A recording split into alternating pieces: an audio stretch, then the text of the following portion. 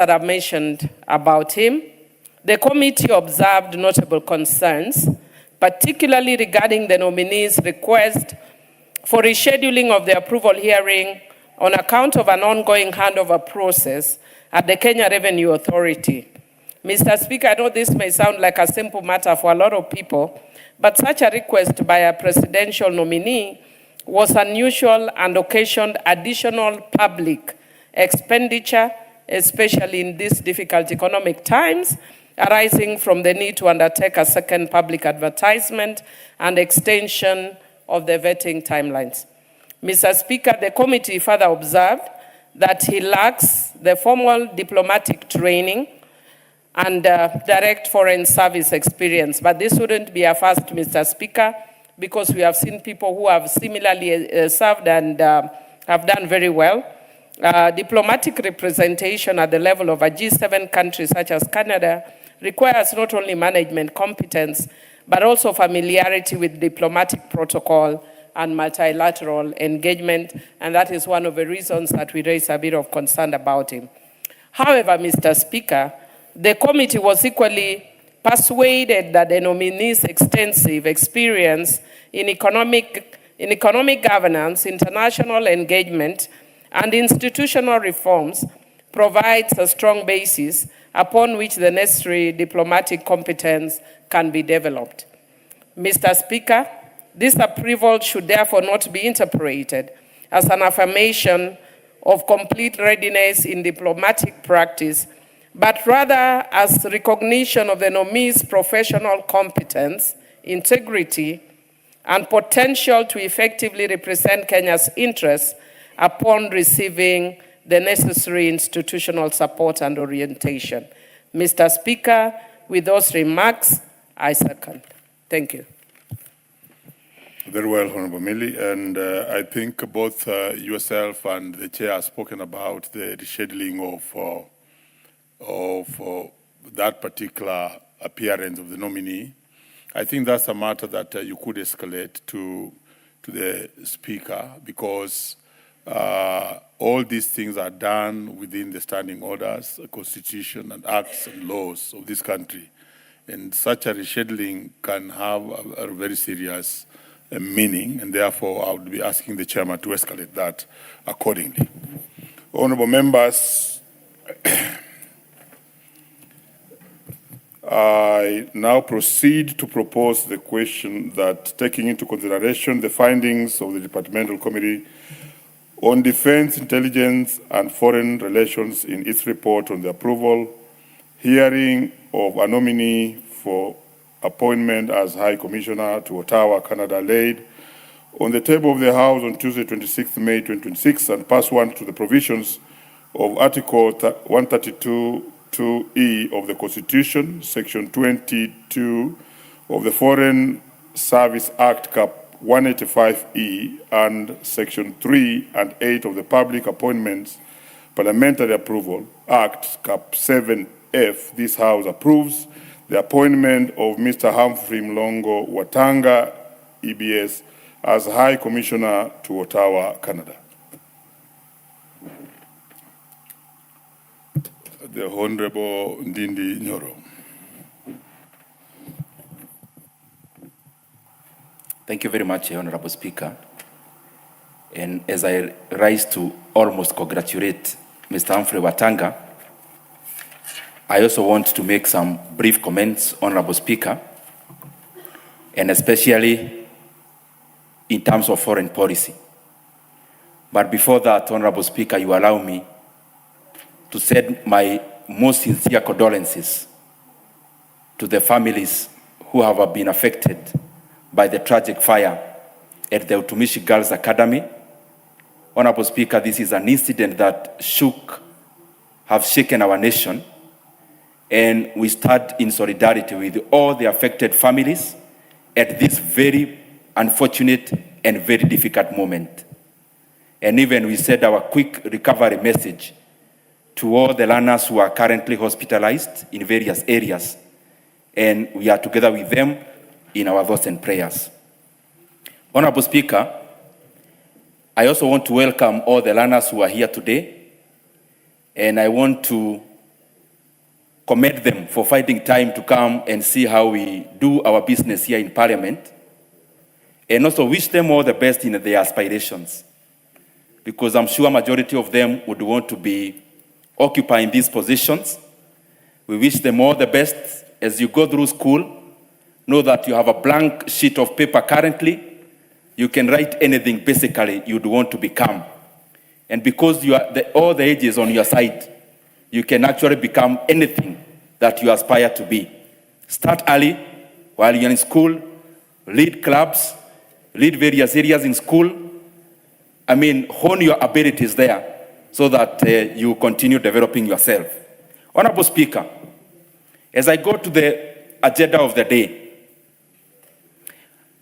it is important, Honorable Speaker, that we give a lot of weight and consideration to the foreign policy of our country. Honorable Speaker, the countries and state self-interest is embedded on the policy that we have, that is foreign policy. Currently, Kenya, as it stands, Honorable Speaker, as a developing country, our role should basically be about trade, investments, and production. Because, Honorable Speaker, whatever we do that safeguards our national interests, it should always have fruits to the Kenyan people. And the fruits majorly and on the economic sphere of it can only come if we truly embed whatever we do in terms of our internal policies and our foreign policy into ways and channels that spur investments, that spurs production, and that enlarges and grows our economy.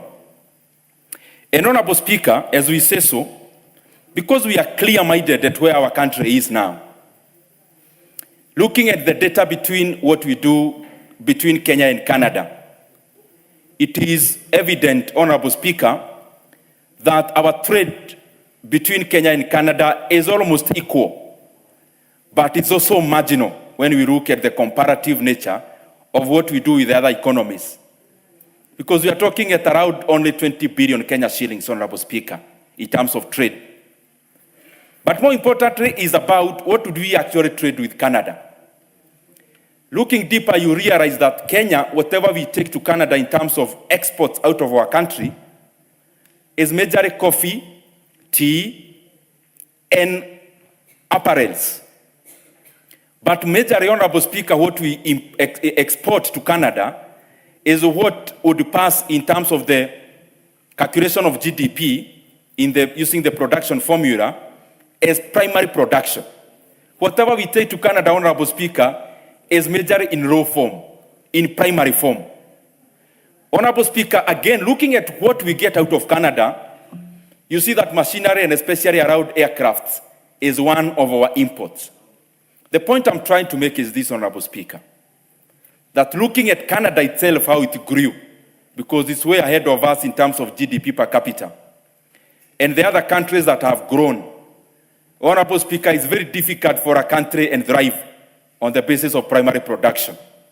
And therefore, it is important, as we debate about foreign policy and the officers we are seconding to those foreign missions, Honorable Speaker, that we all retrospect that we also need to make our economy a bit more complex. Primary production alone, Honorable Speaker, is good, and I'm not talking about substituting, but I'm talking about increasing some level of complexity, so that as we trade using the primary production goods, Honorable Speaker, we also continue to make our economy grow to other more productive areas. Honorable Speaker, in terms of production, the more you embed technology, the more productive you become, and the more you produce high-quality commodities, products, Honorable Speaker. And therefore, it is important, even as we look at these kind of scenarios, we look at areas of adding value to whatever we trade with Canada, but even going further by making some decisions that will make our economy much more complex, produce much more complex commodities, much more embedded with much more technology, so that, Honorable Speaker, we can earn much more. Because, Honorable Speaker, if you measure in volumes, the volume we export and the volume we import, whereas the barriers of payment is almost close to the same. You realize in terms of volumes, whatever we import is quite small in volume because it's technology intensive, Honorable Speaker. Honorable Speaker, therefore, having said that, we also have to look at what do we need currently, even as we talk about that medium and long term that I've talked about. That our country now can, even as we try to make our economy complex, we can also do something in increasing the exact products that we actually trade with Canada. And Honorable Speaker, we look at our current situation. What are we selling more to the world? Number one, of course, being coffee and tea and floriculture, but also, Honorable Speaker, in terms of service, that is tourism. And Honorable Speaker, and I hope we can always do this as a country, that as we said Kenyans to represent us in various missions, Honorable Speaker, their target should be very clear. And our target currently, what we need as a country, is in terms of increasing our trade volumes and also our trade worth in terms of the amount that we earn. And Honorable Speaker, it is now time that even as we said these Kenyans in terms of foreign policy and in terms of all the other things they do, they must have a target in terms of looking for the markets of the Kenyan commodities. So that any person working for Kenya in any of the missions abroad, one of the missions and one of the targets they must have is the amount of trade you actually fetch for our country, Honorable Speaker. Secondly, is in terms of marketing our country. Honorable Speaker, if you look at the tourism numbers, Kenya is still too low despite whatever measures that you have done. And there are cases that have shown that, Honorable Speaker, if we get the right people to market our country, we can earn much more when it comes to tourism numbers, Honorable Speaker. Even the marginal increase we have had, Honorable Speaker, we can do more. If you look at a country like Albania, Honorable Speaker, in the last decade, this is a country that previously was attracting just around 1 million visitors, Honorable Speaker. Between 1 and 2 million visitors. And out of deliberate policies to grow tourism, Albania was able to grow their tourism numbers, Honorable Speaker, in a span of a very short time to over 14 million visitors, Honorable Speaker. And we are talking about a country that is quite small compared to Kenya and that is not as endowed like Kenya when it comes to tourism capabilities and what we can sell. And therefore, there is a lot of things that we can do using the capacity that we have as the country, and especially marketing Kenya is the right place. The other thing, Honorable Speaker, is about diaspora management. Currently, as we know, whatever we get mostly in Kenya is remittances. But we must never confuse remittances and FDI, because we must do both. Whereas remittances is consumerism driven, FDI is investment intensive. It is way in its time, Honorable Speaker, that we must also be creative on how we can make our remittances become more of FDI for investments other than tokens only for consumption that we set back at home. As I go to the conclusion, Honorable Speaker, I have seen a very robust CV of Mr. Watanga. And Honorable Speaker, we know he was an officer in KRA. And that begs the question, Honorable Speaker. We have seen a lot of turnover at KRA.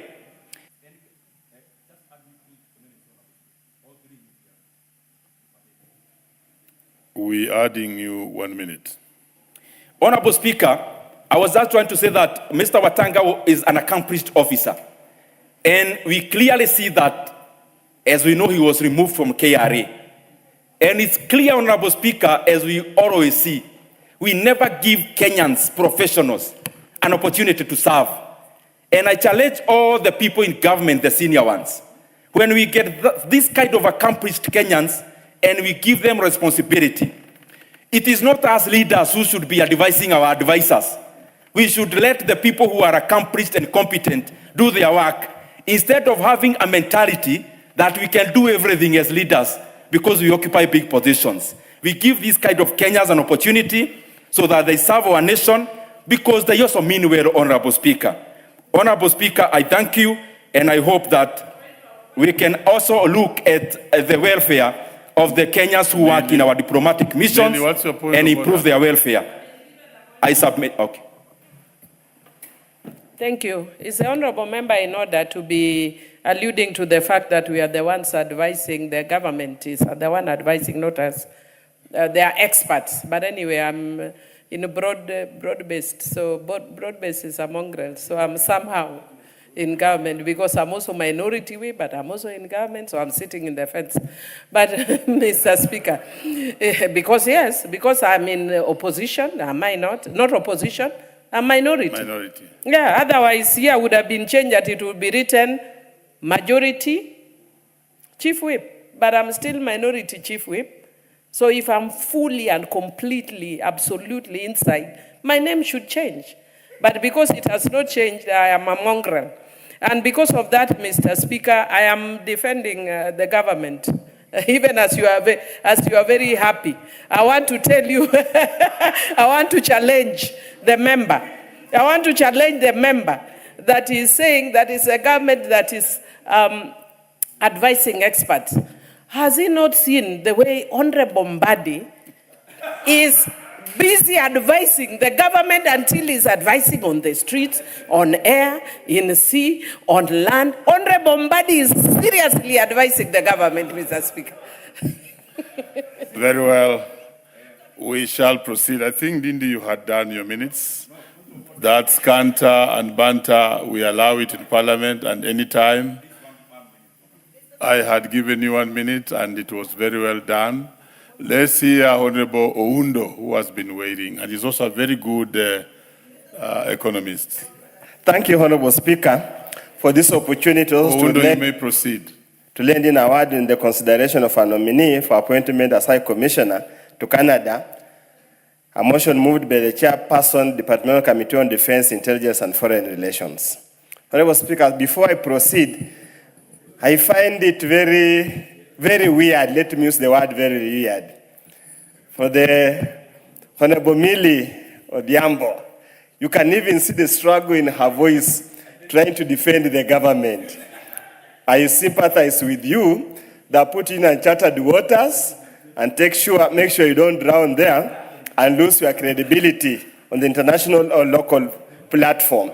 Honorable Speaker, I did not attend the vetting process of the nominee, and I want to trust the words and the deeds of the committee. But, Honorable Speaker, allow me to bring into focus two absurdities. Number one, the current nominee has been praised and hailed as an extreme expert in public finance. He has been a commissioner at KRA, probably one of the few commissioners from the forgotten Mulembe nation to have served as commissioner of KRA.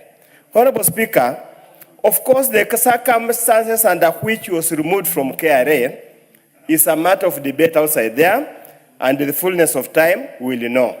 However, Honorable Speaker, to be honest, and I want to be very honest, this one I'm speaking from my heart, that indeed, we are misusing this officer. We are misusing this officer. We are taking this officer to an area where his expertise will not be fully exploited, will not be fully used to support proper governance and development of this country.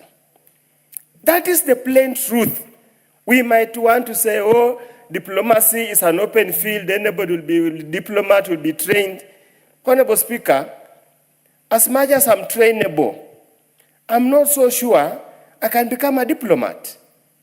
There are diplomats who have trained from undergraduate. What message are you sending to them?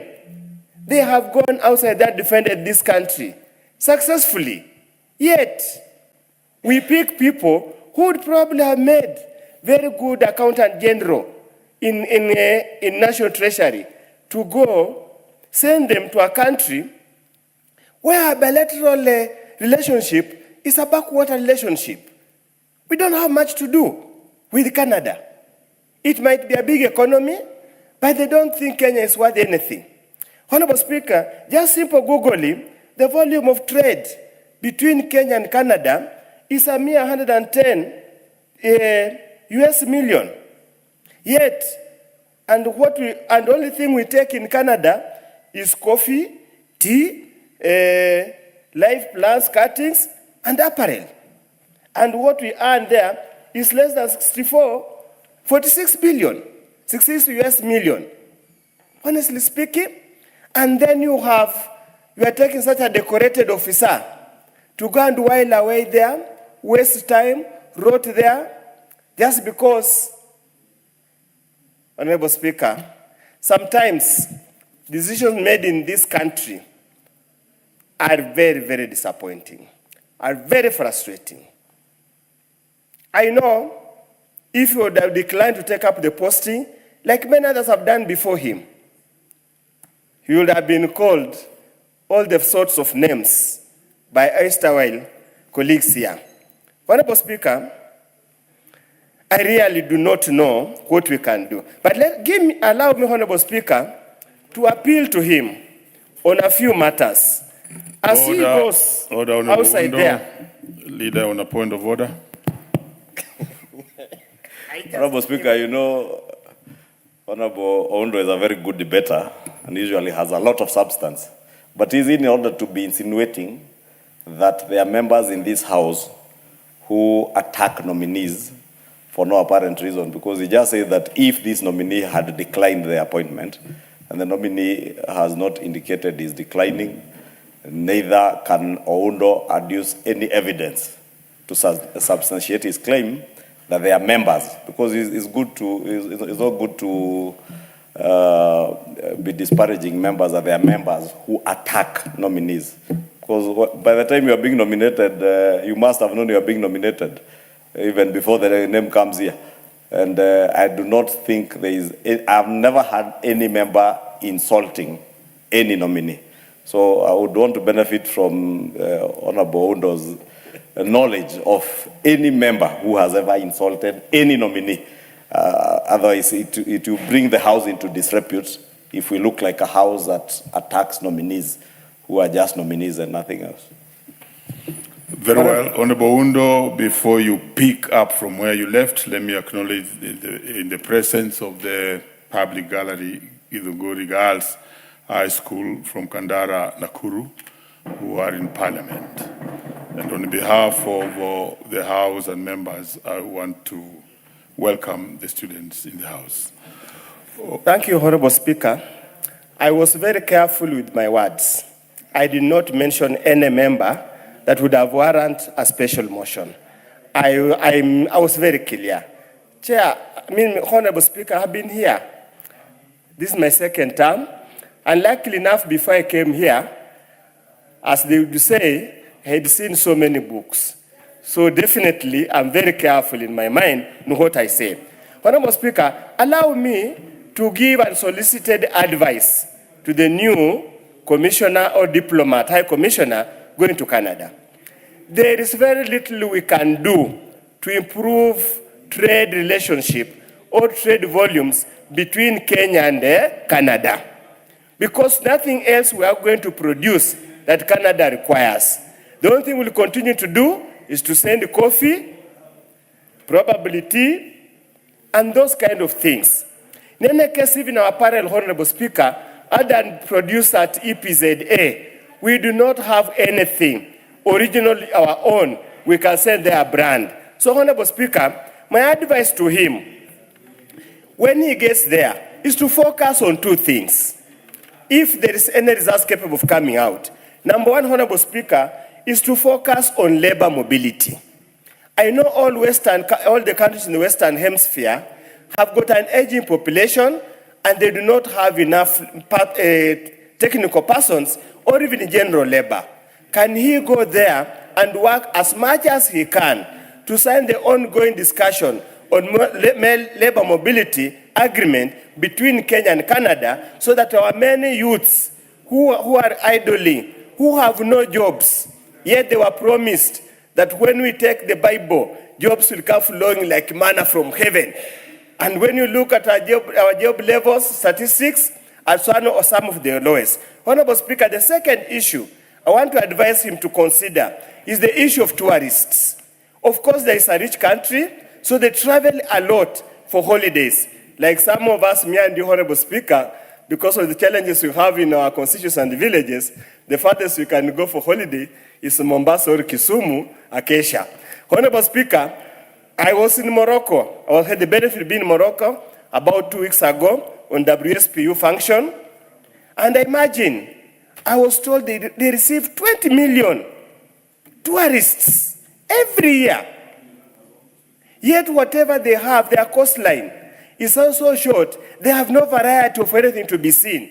Honorable Speaker, Egypt, despite the fact that they have the pyramids, they receive a whole 19, yet Kenya only receives 7.9 million visitors.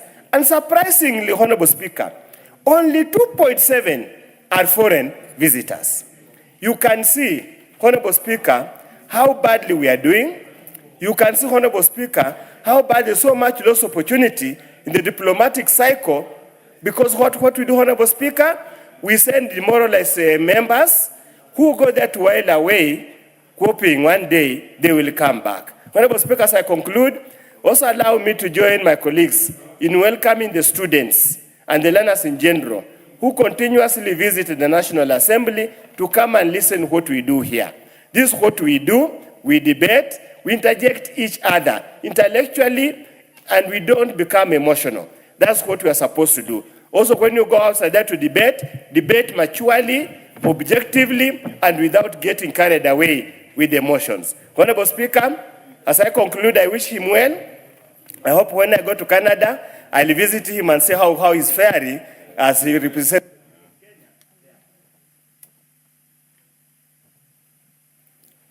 Very well. I think I got the school. I'll take this again. Githunguri Girls High School, constituency Kandara, and county is Murang'a, not Nakuru. They are welcome. Yes, Honorable Muchomba. Mr. Speaker, thank you very much for clarifying on the school that has visited, because, you know, these names, Githunguri, Kandara, and, you know, I represent the great constituency of Githunguri, is a bit confusing. But I'm happy to hear that the name Githunguri is spread out all the way from Kiambu County to Murang'a County and to even other counties. No wonder they elected a great woman like myself, that yours truly, Wamushomba. I am here, Mr. Speaker, to defend and to convince this House that this nominee we have for Canada is the right nominee, Mr. Speaker. You know, Mr. Speaker, I listened to my very good brother, the Honorable Dende Nyoro from Kiharu, giving us data and tabulated data on how imbalanced balance of trade is between Kenya and many countries. And it is true, Honorable Dende Nyoro, our balance of trade, Kenya versus China, Kenya versus Canada, Kenya versus Japan, it is not balanced. And so we can only balance it by sending the best of the best from the cream of the best. And therefore this nominee, even if he has not proven to us that he has done such kind of activities in the past, from his credentials, this is the person who is supposed to make sure that the differences between the balance of trade between our country and Canada is taken care of. Mr. Speaker, I am very excited because we thought it cannot be done. And finally, it has been done, Mr. Speaker. The bridge between Kenya and China has been met by the recent historical trade benefit bridge that was done of over $4 billion US. I am very excited with the kind of work that has been done by the same representation that has been sent to China. Mr. Speaker, if Chinese balance of trade is going to be corrected, the imbalances between Kenya and China, we are sending the best of the best from now so that we can also correct the imbalances in Canada. Mr. Speaker, it is good to appreciate that those in China have already decided that they are going to make sure they introduce new packages that are going to provide very good platforms for our tea farmers, coffee farmers, avocado farmers, macadamia nuts, and others, so that they can be able to export free access duty to China.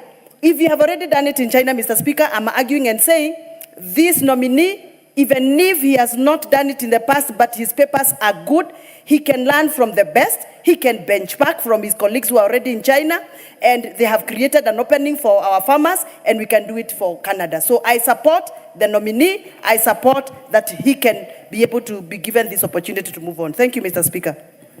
The Honorable Robert Basil. Thank you, Mr. Speaker.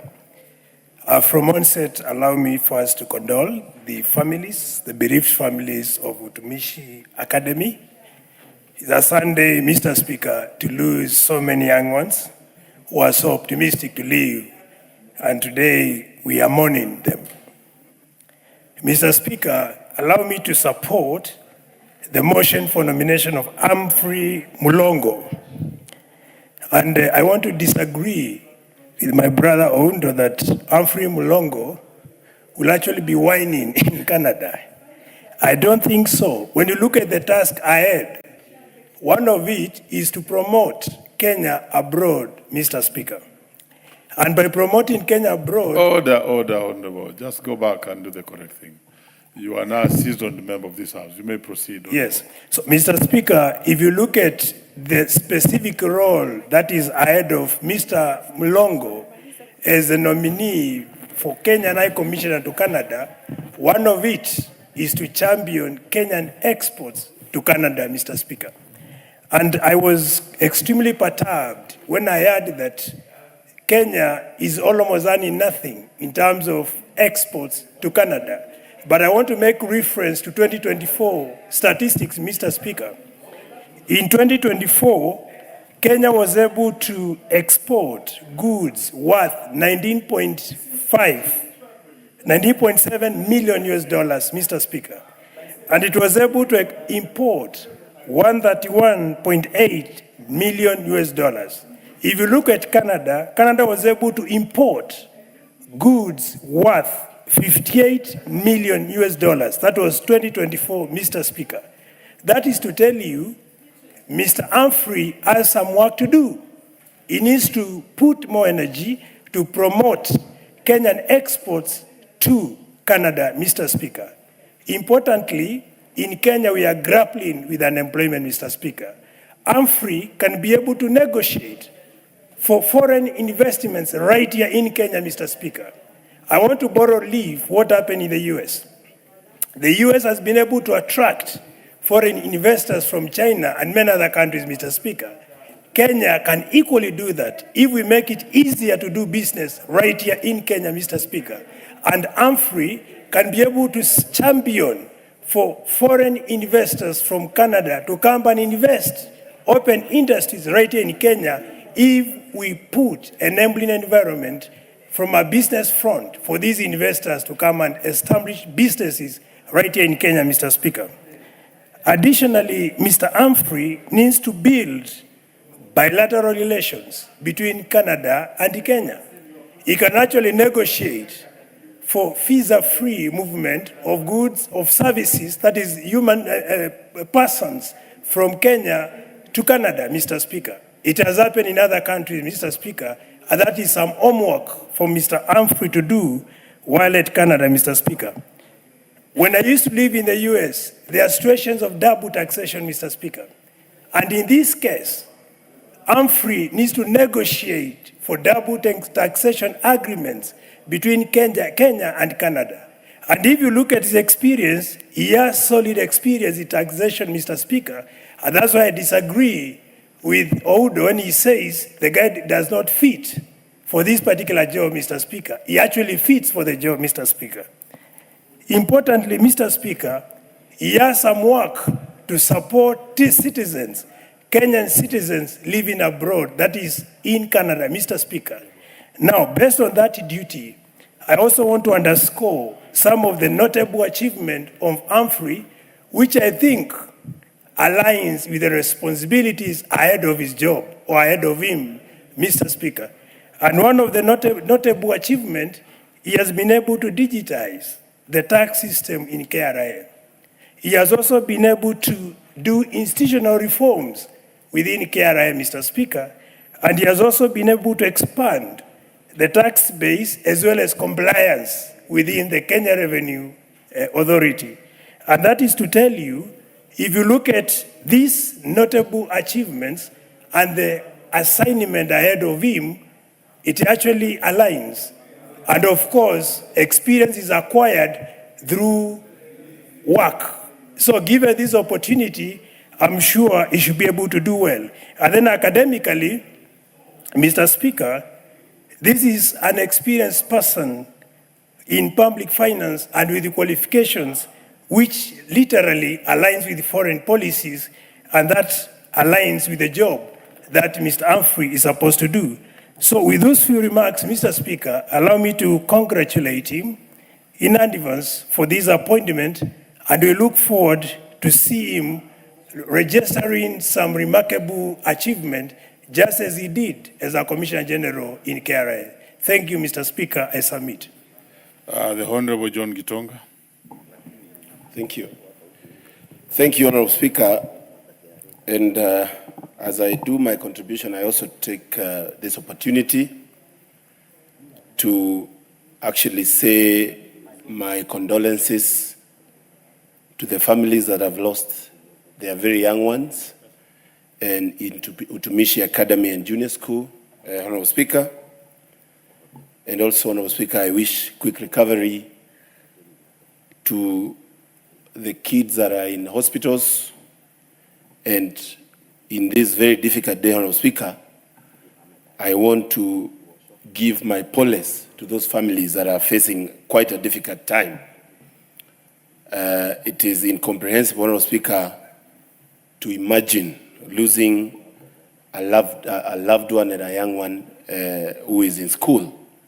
Honorable Speaker, on the same breath, I also want to call upon this House to expedite and see the finality of the National Disaster Risk Management Bill that is currently in mediation, a bill that is looking at ensuring that we have equipment and VAT free of charge, Honorable Speaker, without taxation, and putting, Honorable Speaker,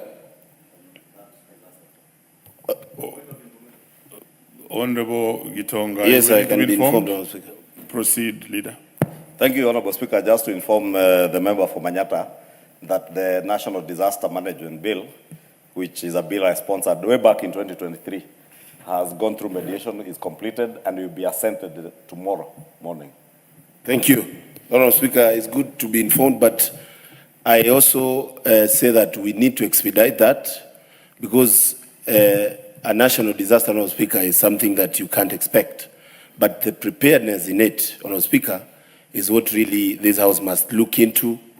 We need also to actually ensure, just like the country we are talking about, Canada, which has, if you read clearly, Honorable Speaker, you'll see from 2023 moving forward, they have increased their budgets in terms of disaster risk management, Honorable Speaker, to ensure we mitigate whenever such an issue comes in.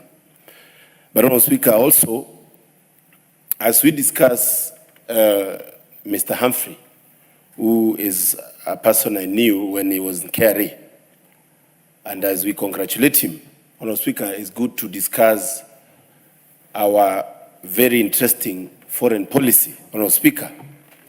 And I agree with the previous contributors on the need for Mr. Humphrey to look at how to enhance our trade between Canada and Kenya, Honorable Speaker, and also, Honorable Speaker, see how we can have even our very produce that we have had value getting to Canada, Honorable Speaker, so that our trade can even be better, Honorable Speaker, and also ensure that we sign even free trade agreements with this country that have seen even the population of Canadians in Kenya has been increasing immensely in the late years, Honorable Speaker.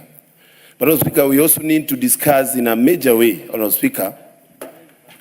Today, I woke up to news of some agreement of quarantining Ebola victims, Honorable Speaker, from other countries such as the US to Kenya, Honorable Speaker.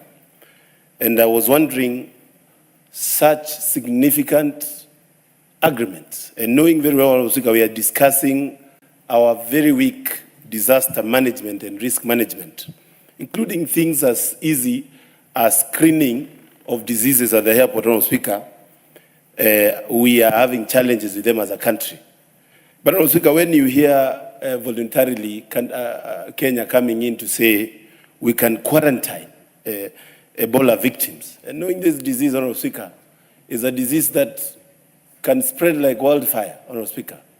If you quarantine a patient even at KNH, and you have a cleaner who comes from Kibera, Honorable Speaker, then this country will lose a big population. If you read, you'll notice, Honorable Speaker, that almost 80 to 90% of Ebola patients lose their lives. And that is something that this country must completely, and this House must refuse in the strongest terms, Honorable Speaker. And this, Honorable Speaker, also brings a question of how prepared we are. Honorable Speaker, I know sometimes we work to ensure that we have good relations with our Western world brothers, but we cannot be doing the most. We have just had a crisis with our police officers going all the way to Haiti. We had to foot the bill, Honorable Speaker, in a very unfair way. And as we enhance our engagement with Canada, one of the things that I like about Canada is the fact that, yes, they are a superpower, but, Honorable Speaker, you will not find them pushing such and bullying, Honorable Speaker, such issues to a country, a developing country like ours, Honorable Speaker.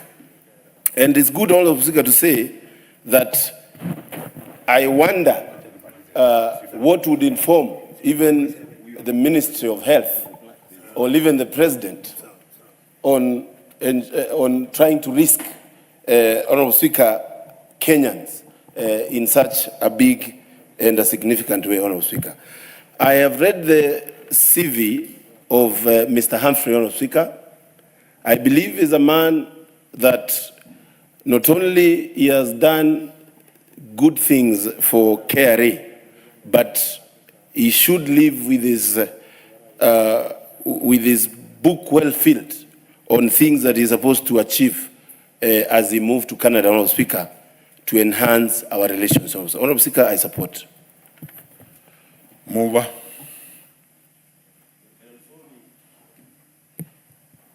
Thank you, Honorable Speaker. Thank you for the comments from honorable members. Allow me to profusely apologize to my very dependable member, Honorable Millie, for referring to her as a deputy minority, but rather as a substantive minority whip.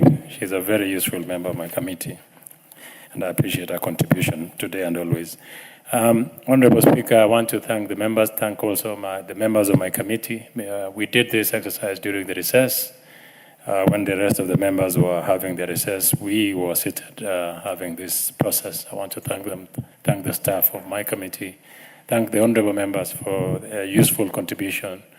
And I hope that Honorable Watanga's name might be approved and be considered by this House.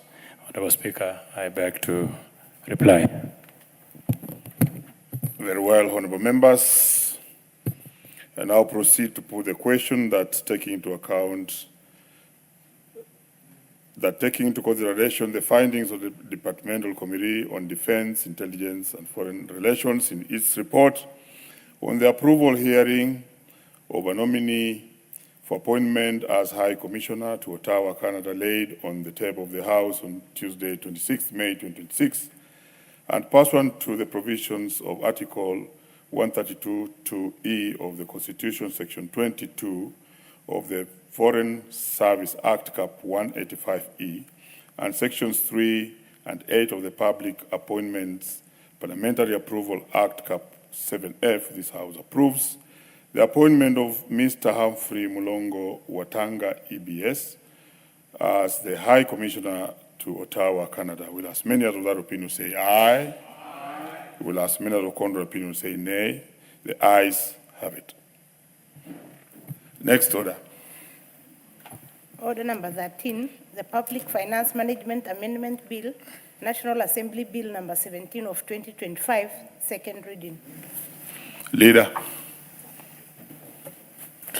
Thank you, Honorable Speaker.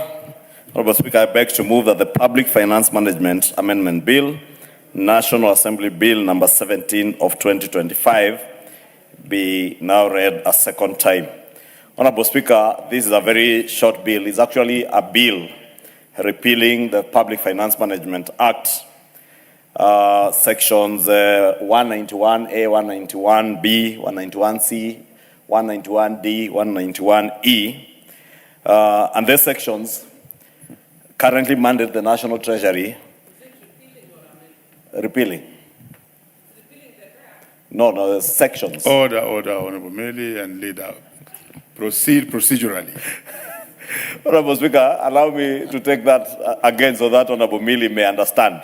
I said it's an amendment bill that seeks to amend by repealing certain sections of the Public Finance Management Act, those sections 191A, B, C, D, and E, which mandated the National Treasury to enter into standalone agreements with intergovernmental agreements for each and every conditional allocation that they get. And therefore, it created some sort of bureaucratic duplication, because before the National Treasury comes to sign these intergovernmental agreements with the counties, they'll have signed either county participatory agreements or intergovernmental participation and partnership agreements with individual line ministries, and therefore it becomes a duplication. And this has created a lot of bureaucracy that has slowed down the implementation of projects at the county government level. And that is why you find every time we pass the additional county allocations bill, at the end of the financial year, counties are complaining that they have not been able to expend the monies that we had given them under the Conditional Allocations Act after we pass the bills, because they are forced to then have to sign new agreements with the National Treasury. Those agreements have to go through the entire process of public participation again. They had done that before, go through county assembly approvals, and that bureaucracy then has hindered the effective and efficient implementation of projects at the county government level. So this bill seeks not only to support devolution, but also to ensure that there is proper utilization of the resources that we give to our counties under the conditional allocations to our counties. Therefore, Honorable Speaker, as I said, it is a very short bill, and all the stakeholders, because the Committee on Finance went through extensive public participation, engaged with a number of stakeholders, and those who have read the report that Honorable Kimani Kuria tabled here some time back will notice that from that, the engagements through public participation, all the stakeholders, whether it's the Council of Governors, the Commission for Revenue Allocation, the National Treasury, and indeed even individual members of the public, were in strong support of this amendment bill, because it is enhancing the efficiency with which we are able to implement projects at the county level. And the quicker the projects are implemented at the county level, the greater services and goods get to the people, whether it is conditional allocations that touch on healthcare, whether it is conditional allocations that touch on water. These are issues that are very sensitive to the people who are being served at the county level of government. And therefore, all the stakeholders were in support of this amendment. I do not see in the report any concerns by members of the public or any of the other stakeholders as to the repeal of this particular sections. And if you look at clauses 4, 5, and 6, that is repealing sections 191C, D, and E, this is dissolving the secondary procedure requirements for gazettement, Senate submissions, and specific control of budget funding requisitions linked to these repetitive agreements. Because again, just like I said, the bureaucratic and repetitive work that you had to do at the county assembly level, you also require to have the same agreements go through procedural gazettement and go through Senate submissions again, and the whole process is repeated again, and therefore it becomes too cumbersome in terms of implementation of this conditional allocations to our county governments.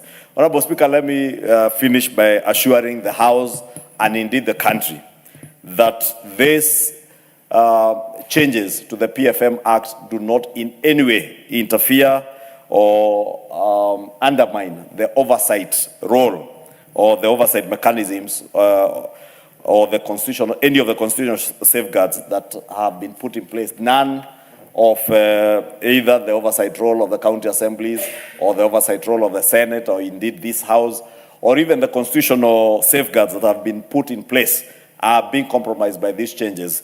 And therefore, even if you are thinking about the control of budget, that safeguard will still be there, because all the annual county government's additional allocations will still continue to be regulated, and the controller of budget will retain full oversight over all these funds, and therefore no amount of money, whether it is directly from the Division of Revenue Act or even money that has come under these additional conditional allocations, can be withdrawn from the county revenue fund under Article 228 of the Constitution without the explicit approval of the controller of budget. And that's why I said no constitutional safeguard in terms of the workings of the office of the controller of budget is being compromised in any way.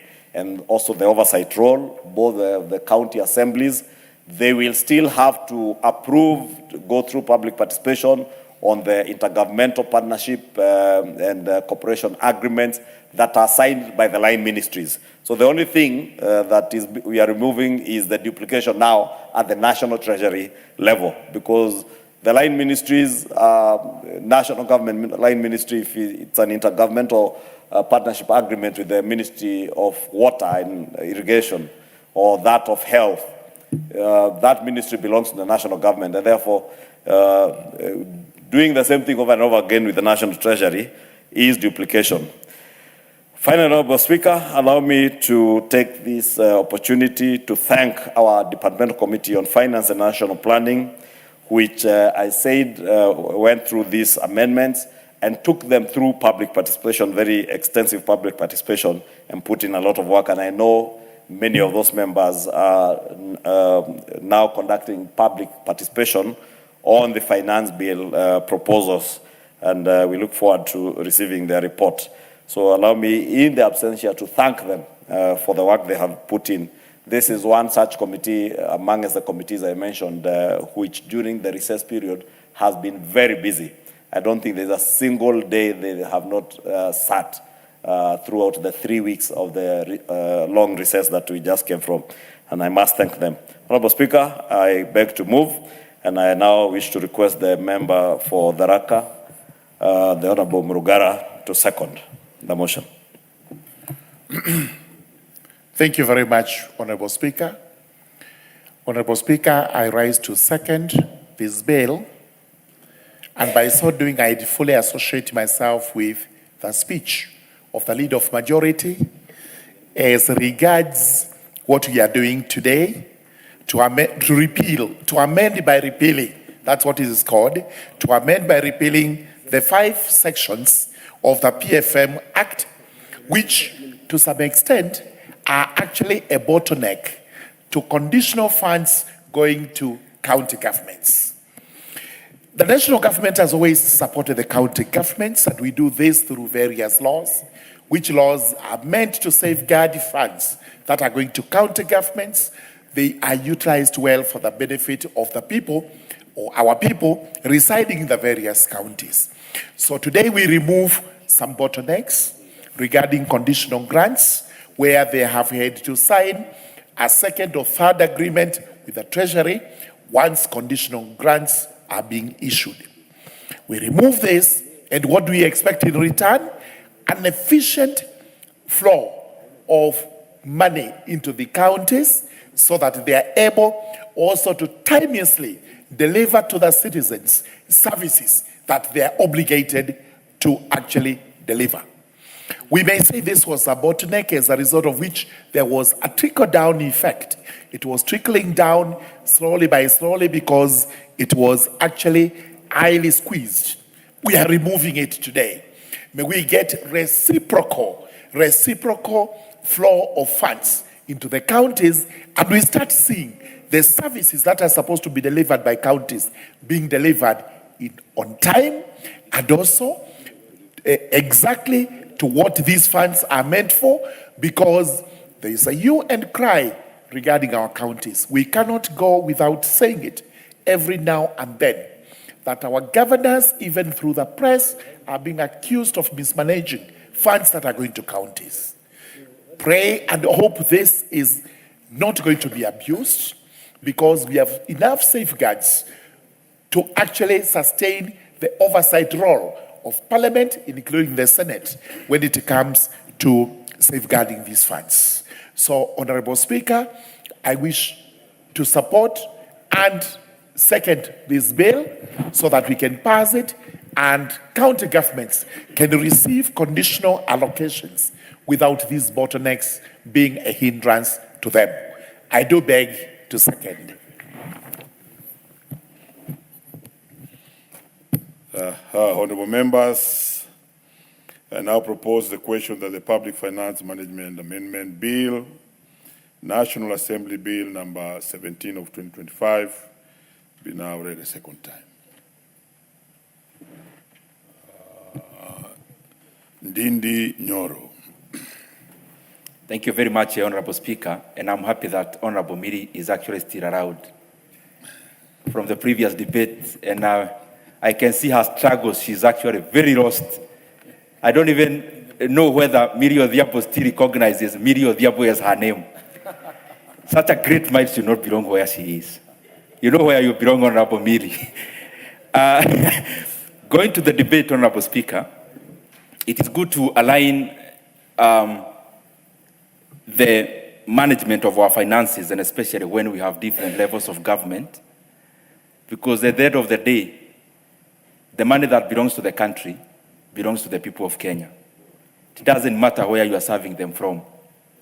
In fact, even as we give the service to the people of Kenya as leaders in our various capacities, the people of Kenya never bother to know, and rightly so, whether it is national government or county government. The government must always work coherently to deliver quality service to the people of Kenya. And aligning in terms of how we spend public resources is of importance, so that we don't appear like we are acting in competition. There should always be coherence. But Honorable Speaker, because I don't wish to give many comments, one thing that we must be very aware of is that in the PFM Act, which is a robust act that we use in various ways in terms of management of our resources, it is important that we know it is not a book that exists only for convenience. Any kind of law that we make, including the PFM Act, Honorable Speaker, is usually there because there has been historical incidences. And therefore, out of the laws, we try to streamline how things should be done in the future, which the future could be now the present.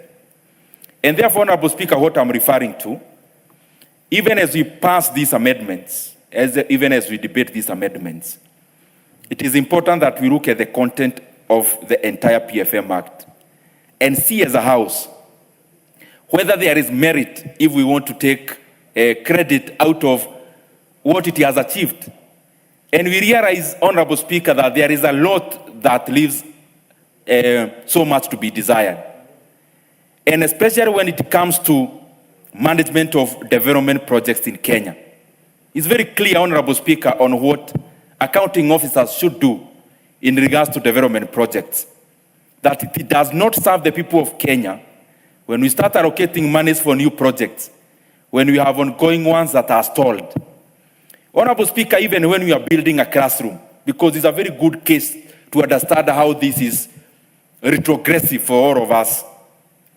If you use CDF money to build a classroom up to rental, and you spend public money, and then you start another one, you do up to foundation, and then you do another one, a hall, up to fourth course, until the Kenyan people can get the utility out of the projects that we implement.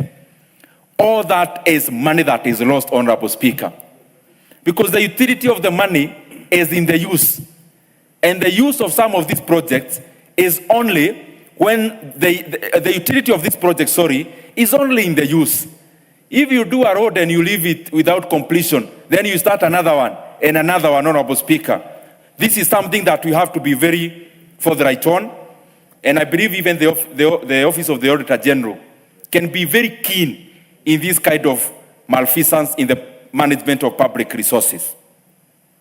The other thing, Honorable Speaker, we have passed laws on how to manage our debt in this parliament. And by the way, the current laws of Kenya only permits debt up to 55% of our GDP, with a part of only 5%, meaning maximum of 60. But is that our debt currently? It is over 10% more than that. Honorable Speaker, what I'm trying to say is that we make laws, and especially money that guides, laws that guides how we spend public resources, so that we have order in the management of that money, and also, Honorable Speaker, so that we don't have money getting lost, and so that we also don't overburden future generations using the current spending. And therefore, Honorable Speaker, it is good that we keep on pointing and looking at the public officers who are going against the laws we have passed here in Parliament. Because ultimately, laws must never be books that we keep in ourselves in the offices of government. There should be something that we must follow. For example, now, Honorable Speaker, honestly, why is Kenyan debt more than 70%?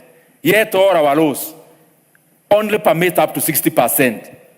Who are these people who sign extra loans, Honorable Speaker, and extra debt? Is it that it was past time when we passed these laws? I don't think so.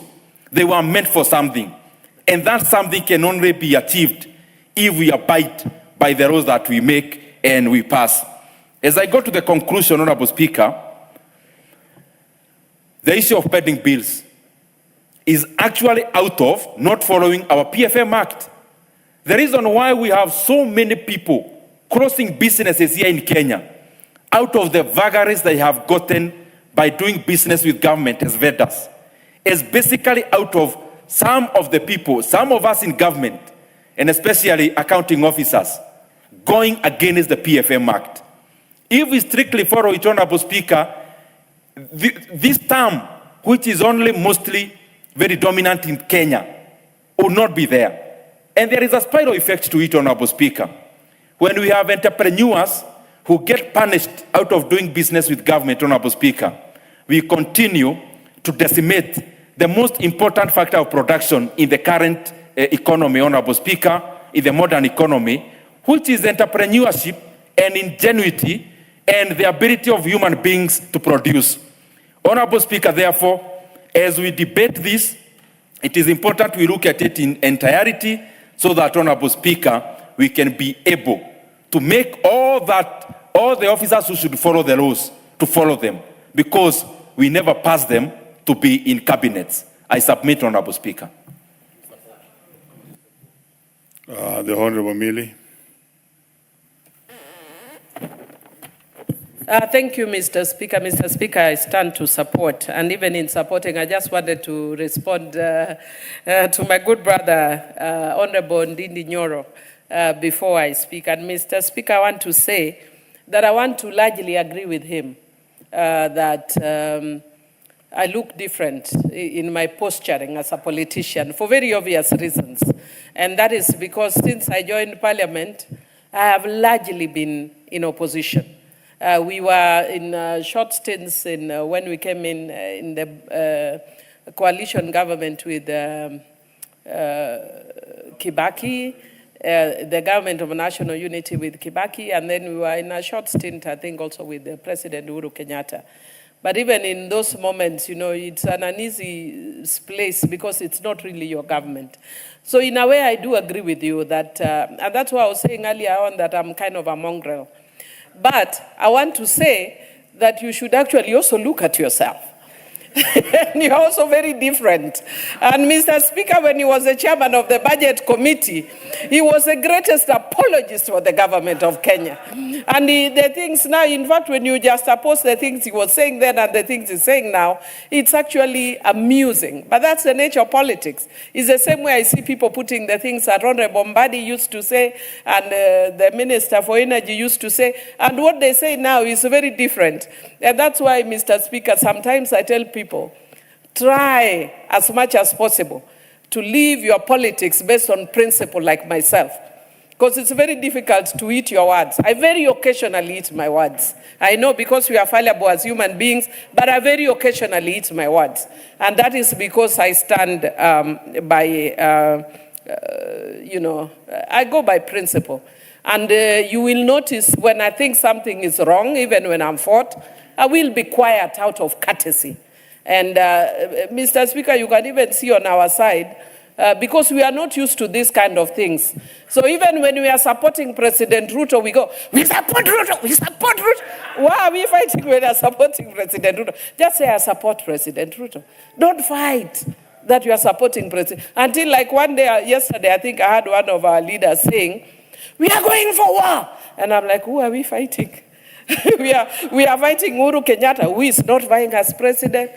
We are fighting Rigathi Gachagua, who is rudderless. He doesn't know where he's coming from, where he's going, because he has not even been clear, but we are busy fighting him. So that confusion is all around, especially in our party. So sometimes let some of us who've been here a long time relax and support quietly the way we do. So even if Honorable Ndindi Nyoro... Let's see Honorable Ndindi, now that you... Honorable Speaker, I respect Honorable Miri Mabona a lot. But I think it's not a very good trade that this House will keep on attacking people who are defenseless in this House. They are not here. I think even in our references of jokes, we may use the people who are there to defend themselves so that we be fair to everyone. Great, Mill, you may proceed. Thank you, Mr. Speaker. Actually, I didn't actually, yes, please inform me. Now, this is part of broad-based. Millie, do you want to be informed? Yes, I want to be informed. Proceed, Leader. Thank you, Honorable Speaker. I wanted to inform the Honorable Millie that I was keenly listening to her. And she has not attacked anybody. In fact, she has only advised others. Yes. And you know, I don't know why people get jittery when they are advised.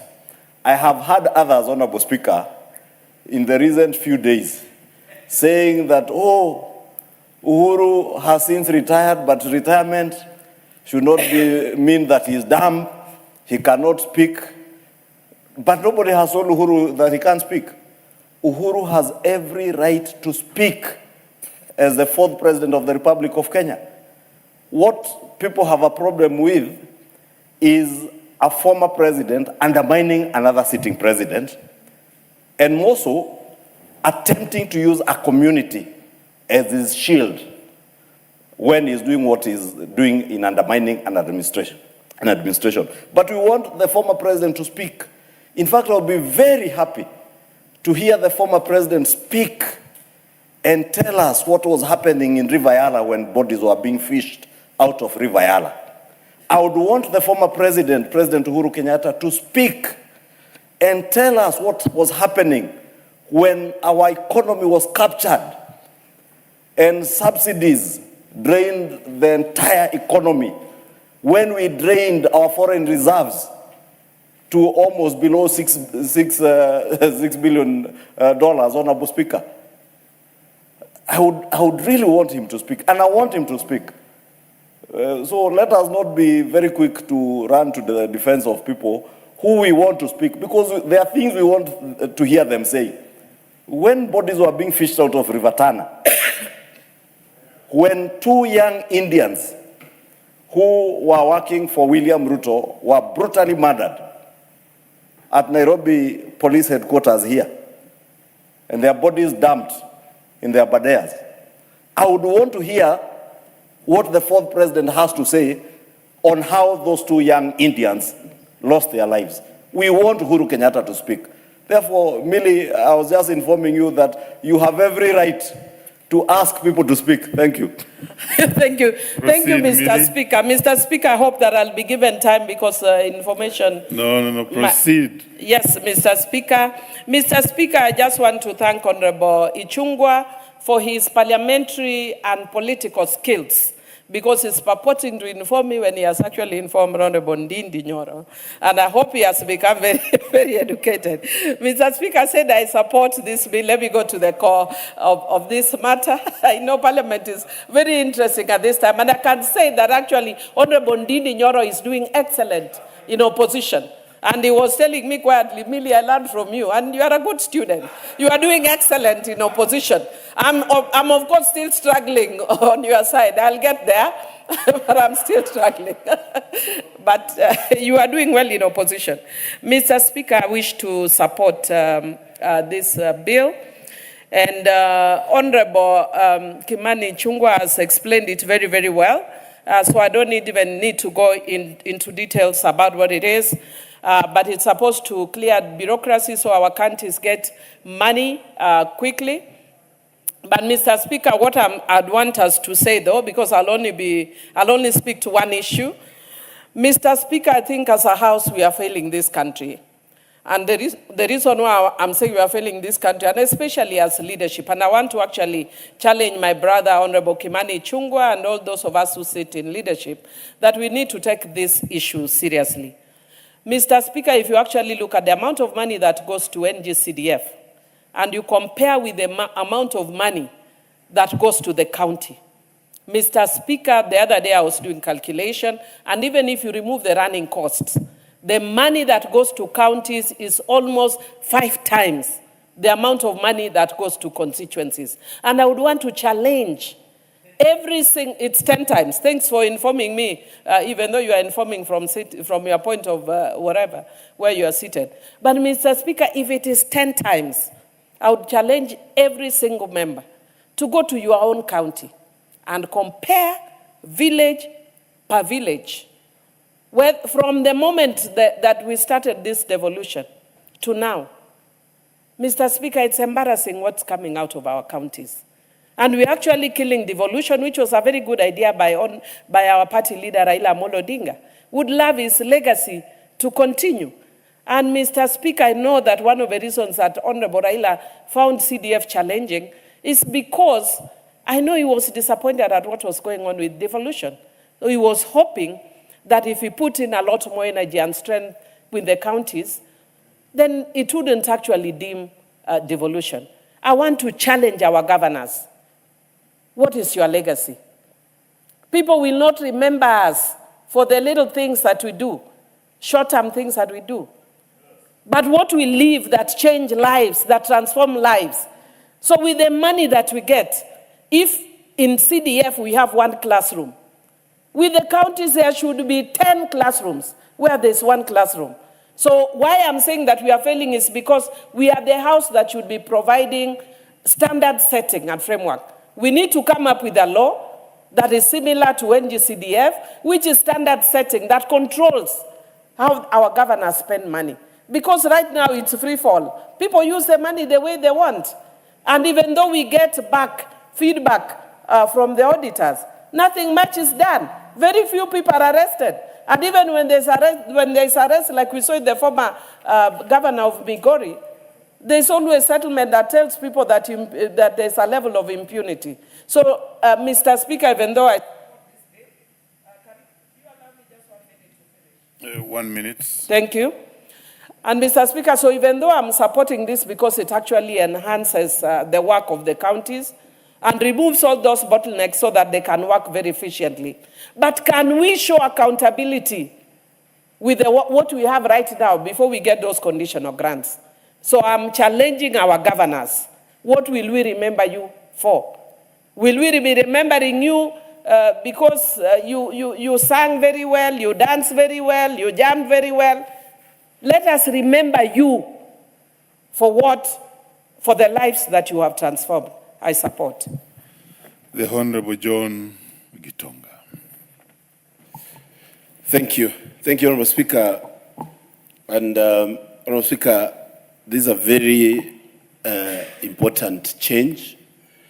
Honorable Speaker, by God's grace, from 2027, I'll be the governor of the great county of Embu, the land of opportunity.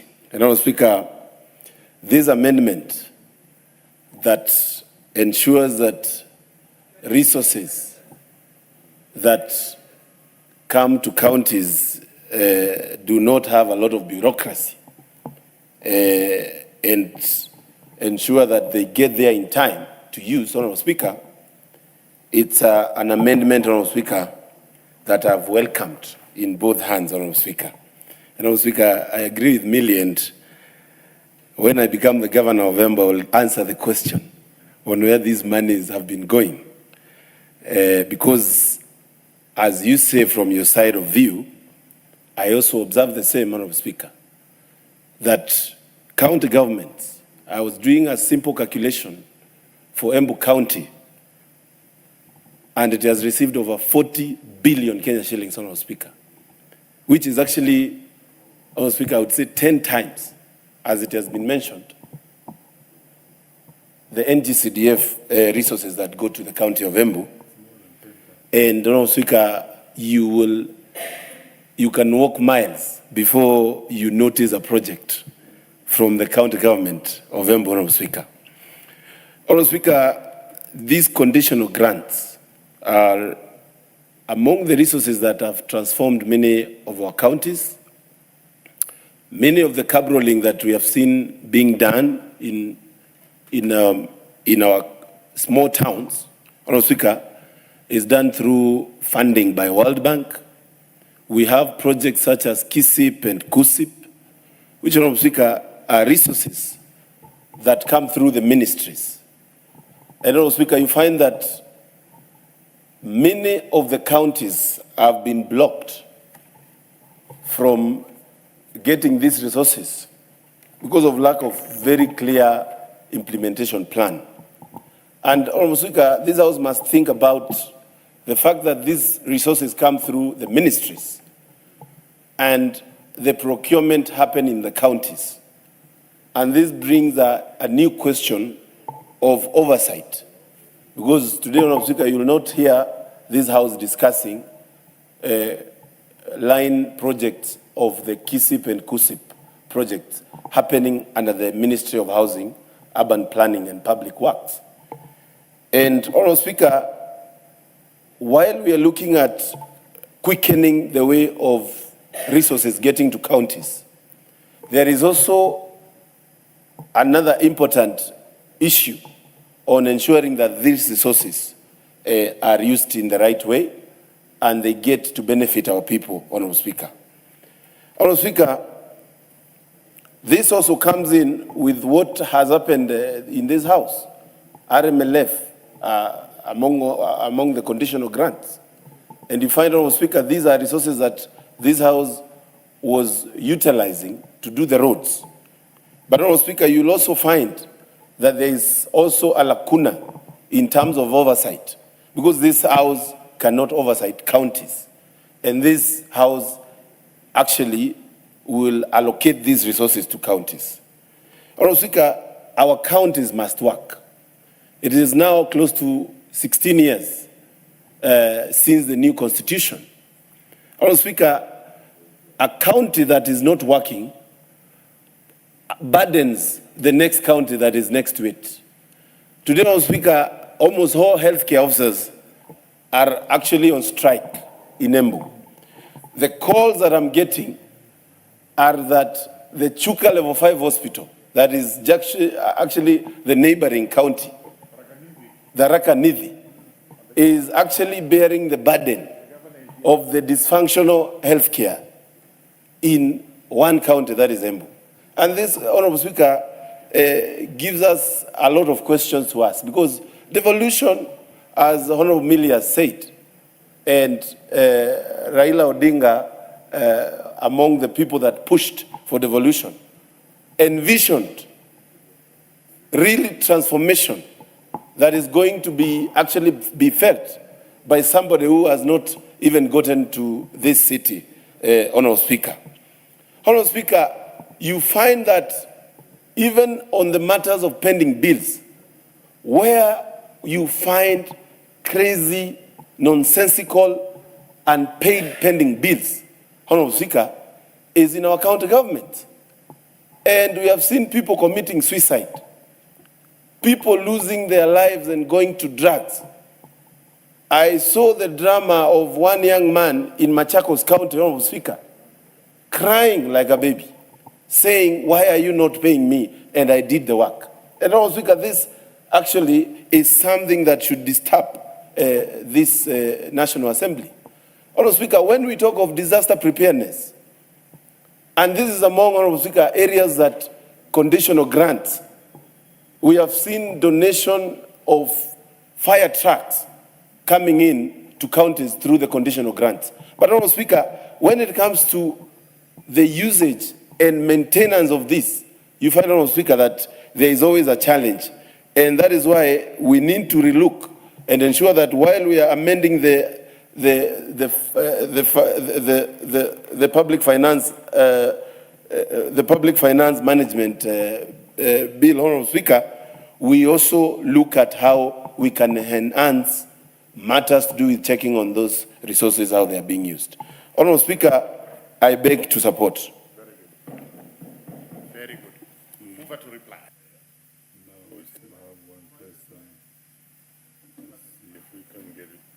Very well, the Honorable Basil. There was a few minutes, Basil. Thank you, Speaker. I don't think I'll take too much time. So majority, I know these are very critical bill that we need to pass. From onset, Mr. Speaker, I want to support this particular bill. That's the amendment of the bill by repealing certain sections of the bill. The goal of this bill, Mr. Speaker, one is to boost efficiency in terms of resources that are transferred to counties, boost coordination between national and county governments, and also promote transparency, Mr. Speaker. And when you talk of the very key objectives of this bill, one of it is to eliminate duplication of funding, Mr. Speaker. And when you eliminate duplication of funding, in principle, you're promoting accountability, particularly from the revenue that this country collects, as well as the money that taxpayers have been pumping to the devolved functions, Mr. Speaker. This particular bill is also critical that is going to improve project fund management by suggesting creation of dedicated bank accounts, particularly for government projects. This is what is going to yield transparency and also promote proper use of taxpayers' resources, Mr. Speaker. Additionally, the bill or the amendment is supposed to speed the release of funds to county governments.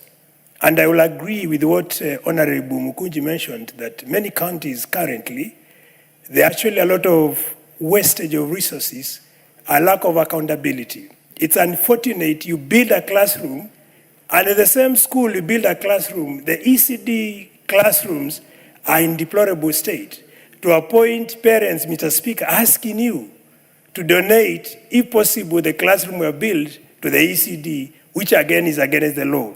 So it is important that we champion the proper use of resources sent to county governments and commit county governments or governors to show value of money that we send to the county government, Mr. Speaker.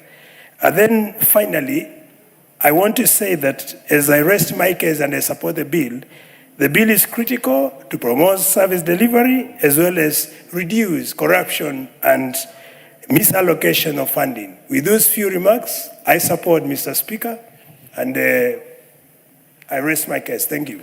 Mover. Thank you, Honorable Speaker. In the interest of time, Honorable Speaker, allow me to just reply by thanking all the members. All those who have spoken have also been in support of this bill because they appreciate the need to support devolution. As the Honorable Dindi Nyoro was saying yesterday, that we must support devolution. And I am glad that he is also now recognizing that we indeed support devolution. This will enhance the efficient implementation of projects at our county level of government, and therefore also enhance absorption of the additional county allocations that we appropriate to our county governments. Mine is just to ask our county governors, as Honorable Mukunji has alluded to, that they must be accountable in how they spend this money, and they must implement projects in a timely manner to be able to get value out of those projects within their time. The 5-year period that you are working as a governor, make sure that you can derive value. The same thing Honorable Millie Odhiambo was saying, have legacy projects that will outlive your period as a governor, whether you are serving for 1 or 2 terms. Not what we have seen with many governors across the country, governors using county resources to give freebies to the population, or the people who vote for them, out of political expediency. With that, Honorable Speaker, allow me to reply. I beg to reply. Very well. Let me thank honorable members for very good quality debates, and you actually made me also get happy because of the quality of debate and the canter and banter involved. Thank you. Honorable members, we shall put the question in the next sitting. The honorable members who may be upstanding, and the honorable members, and the time being 7 p.m., this House stands adjourned until Tuesday, 2nd June 2026 at 2:30 p.m.